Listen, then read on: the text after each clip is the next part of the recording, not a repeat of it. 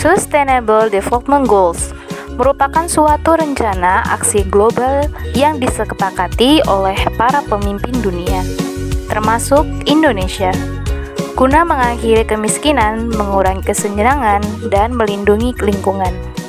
Sustainable Development Goals berisi 17 tujuan dan 169 target yang diharapkan dapat dicapai pada tahun 2030. Kami berfokus pada poin 4, yaitu mendukung pendidikan jenjang di sekolah dasar pada desa berkebutuhan dalam masa pandemi. Lalu, apa saja masalah pendidikan dasar dalam masa pandemi saat ini?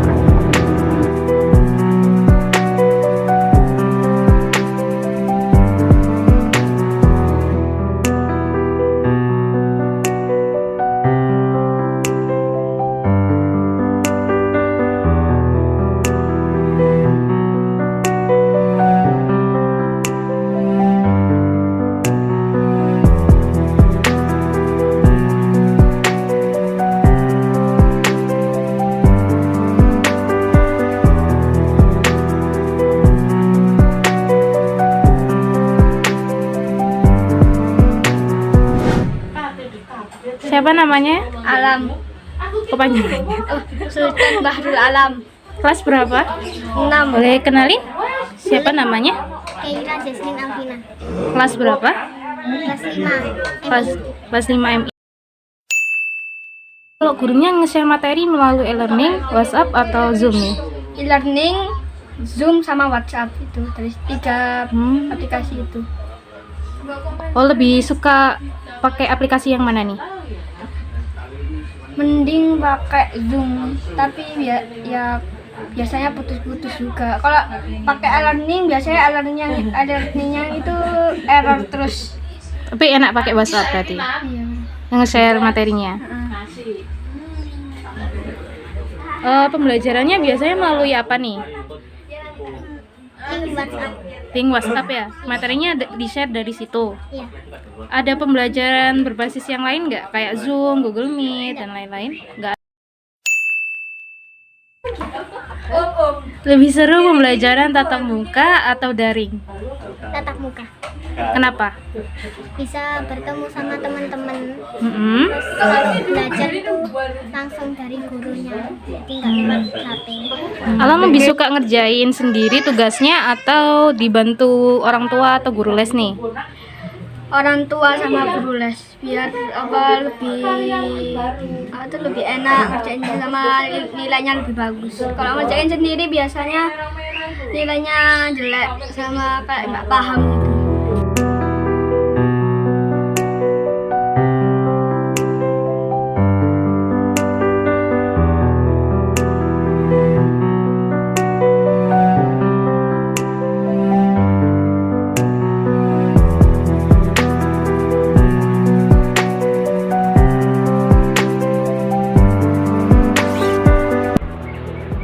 Komisi Perlindungan Anak Indonesia atau KPA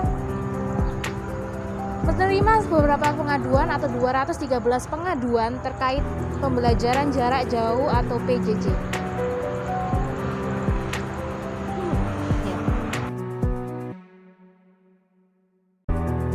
COVID-19 telah merubah segalanya, mulai dari gaya hidup, kebutuhan, serta pendidikan di Indonesia. Mau tidak mau kita harus menyesuaikan diri dengan keadaan baru.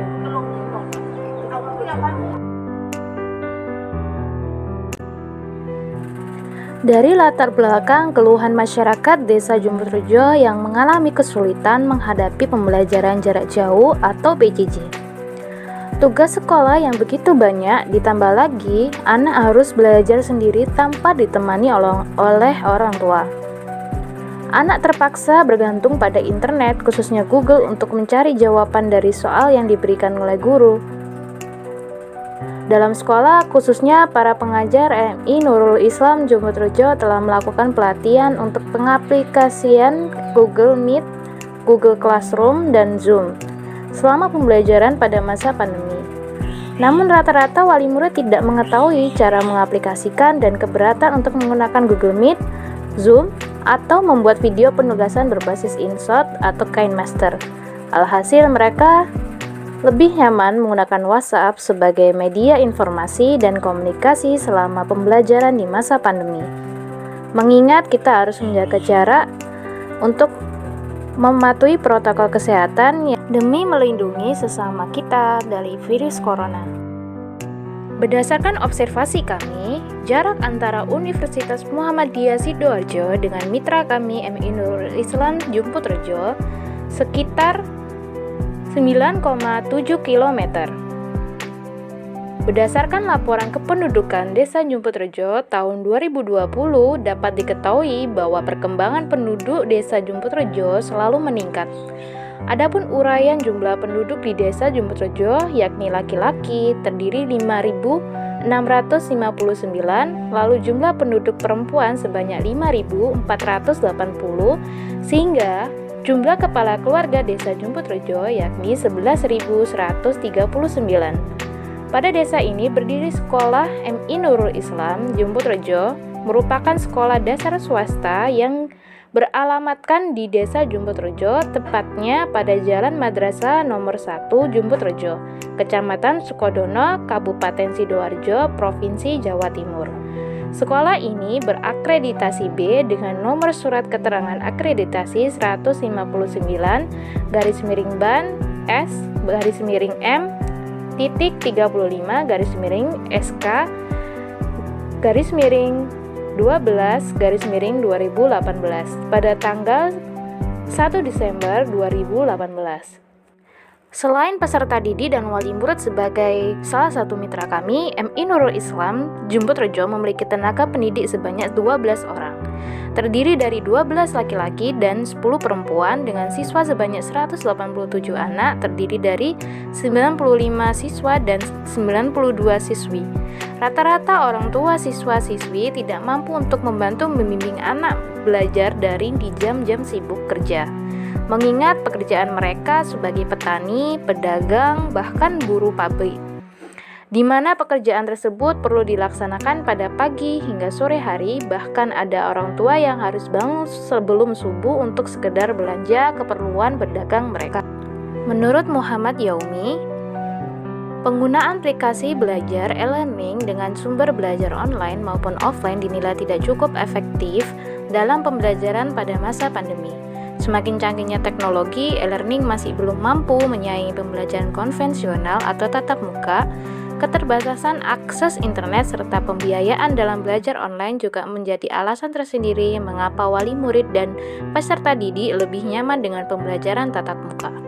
Kemudian kami menemukan rumusan masalah sebagai berikut. Yang pertama, perlu bimbingan belajar gratis. Yang kedua, guru perlu membuat bahan ajar yang menarik. Yang ketiga, guru perlu keterampilan dalam membuat bahan ajar berbasis Microsoft Suite. Yang keempat, perlu pembelajaran berbasis game menarik. Yang kelima, perlu sosialisasi serta pendampingan pembelajaran new normal pada orang tua. Oleh karenanya, kami menawarkan solusi sebagai berikut. Yang pertama, bimbingan belajar gratis via WhatsApp dibantu oleh tentor dari organisasi Action. Yang kedua, pendampingan guru dan orang tua dalam pembelajaran new normal. Hal ini kami lakukan untuk mencapai tujuan yang pertama, menambah kualitas belajar anak. Yang kedua, meningkatkan kemampuan guru dan orang tua dalam pembelajaran new normal. Yang ketiga, meningkatkan kualitas pendidikan di SD maupun MI. Berikut produk program kami. Yang pertama, permainan kartu Nusantara. Permainan kartu berbasis pengenalan budaya, adat, bahkan keragaman seputar daerah atau provinsi di Indonesia. Terdiri dari 1 sampai 6 level kemampuan yang diberi kode penanaman per paket kartu Nusantara sesuai dengan nama daerah atau provinsi yang berbeda. Selain mengenalkan keragaman Indonesia sejak dini, anak dapat memperoleh pembelajaran yang bermakna. Berikut produk kami yaitu Microsoft Way. Microsoft Way sangat mudah untuk digunakan. Cukup mengetik tulisan Microsoft Way pada Google, kemudian klik situs desktop pada titik 3 di ujung kanan atas.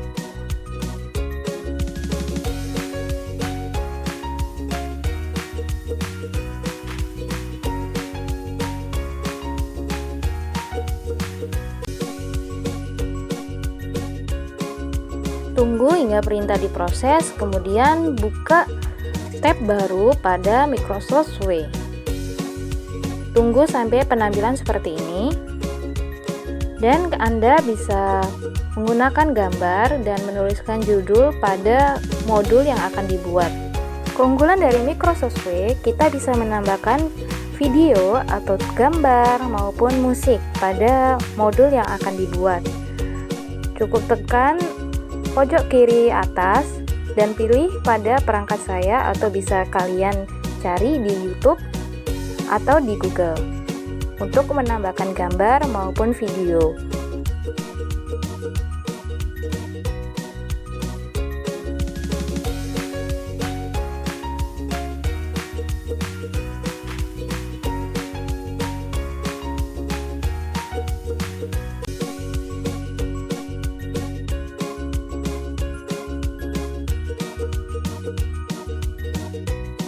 Berikut tampilannya. Dengan mudah kita bisa melihat cara tutorial yang ada di Microsoft Way sebelum membuat modul. Nah, ini merupakan kemudahan dari Microsoft Way yang memberi petunjuk pada guru agar lebih mudah menggunakan atau mengaplikasikan Microsoft Way selama pembelajaran di masa pandemi. Pada pojok kanan atas, guru dapat lebih mudah membagikan salinan dari modul ke WhatsApp melalui link. Berikut target luaran kami. Yang pertama, laporan kemajuan. Membuat laporan adanya kemajuan saat pelaksanaan program bimbingan belajar gratis via WhatsApp. Yang kedua, laporan akhir. Yang ketiga, buku pendoman pelaksanaan program. Yang keempat, artikel ilmiah. Artikel ilmiah akan dipublikasi pada Abibnaya, Jurnal Pengabdian Masyarakat Sinta 4. Kemudian, metode pelaksanaan yaitu yang pertama, tahap persiapan. Merupakan konsultasi dosen, kemudian koordinasi antara organisasi ASEAN dengan mitra, kemudian pembuatan standar program berupa bahan ajar, modul, bahan ajar, video edukasi. Kemudian tahap pelaksanaan. Tahapan ini berisi tahap penyelesaian masalah. Yang poin pertama yaitu observasi dan identifikasi masalah mitra, penawaran solusi pada mitra, pendampingan anak, SD, orang tua, dan guru. Kemudian yang keempat, monitoring. Yang kelima yaitu evaluasi. Yang kedua dari tahap pelaksanaan yakni partisipasi mitra. Yang pertama, mitra berpartisipasi dalam wawancara demi mendapatkan data konkret mengenai permasalahan dalam masyarakat mitra. Yang kedua, memberikan fakta lapangan bahwa anak membutuhkan program bimbingan belajar via WhatsApp gratis. Yang ketiga, menyediakan tempat dan informasi pendukung sebagai sumber informasi berjalannya program dengan cara sebar kuesioner mengenai kebutuhan, potensi, wilayah mitra, dan lain-lain. Tahap ketiga merupakan penyusunan luaran laporan.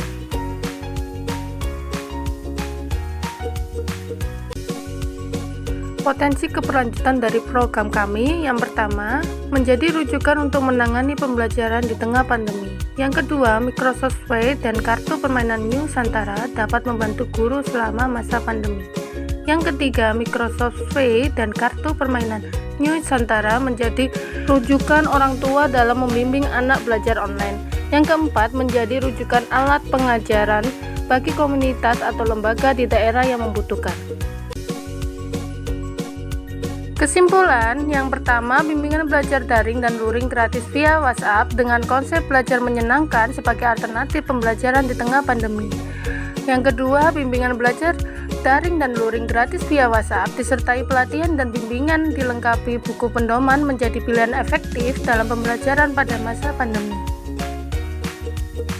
Terima kasih pada Universitas Muhammadiyah yang telah mendukung kelompok kami dalam mengembangkan ide untuk pendidikan yang lebih baik di masa pandemi.